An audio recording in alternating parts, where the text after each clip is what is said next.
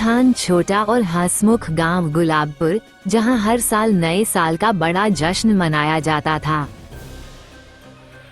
इस बार जश्न का मुख्य आकर्षण था गांव का सबसे बड़ा नए साल का केक, जिसे गुप्ता बेकरी के मालिक ने बनाया था। केक की लंबाई थी 10 फीट और चौड़ाई 5 फीट। पूरा गांव इसे देखने और खाने के लिए उत्साहित था। लेकिन 31 दिसंबर की सुबह जैसे ही लोग केक के पास पहुंचे, सबके होश उड़ गए। केक गायब हो चुका था। गांव के लोगों ने तुरंत फोन किया जासूस पिंटू को। पिंटू वैसे तो ज्यादा केस सुलझाने के लिए नहीं जाना जाता था, लेकिन उसकी चपलता और अनोखे तरीके लोगों को खूब हंसाते थे। पिंटू ने गांव वालों से कहा, डरो मत, इस केस को मैं नए साल के पहले ही सुलझा दूंगा, और जब तक केक नहीं मिलेगा मैं तुम्हारे लिए पकोड़े खा लूंगा। पिंटू ने सबसे पहले उस जगह का मुआयना किया जहां केक रखा था। वहां उसे एक टूटी हुई थाली मिली। इसका मतलब कोई भूखा अपराधी है। पिंटू ने थाली को सूंघा और कहा, ये गुप्ता बेकरी की थाली है, अपराधी यहीं का है। तभी पिंटू ने देखा कि पास की बिल्ली के मुंह पर क्रीम लगी हुई थी। उसने सोचा, क्या बिल्ली केक खा गई?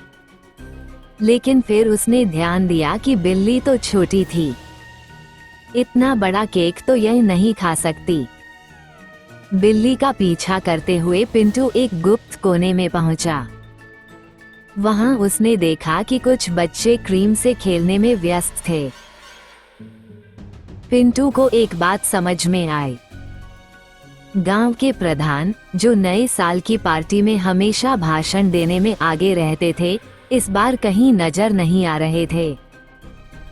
जरूर कुछ गड़बड़ है, पिंटू ने सोचा।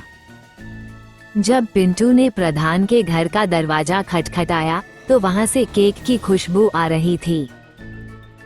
अंदर घुसते ही उसने देखा कि प्रधान और उनके दोस्त केक खा रहे थे और मजे कर रहे थे।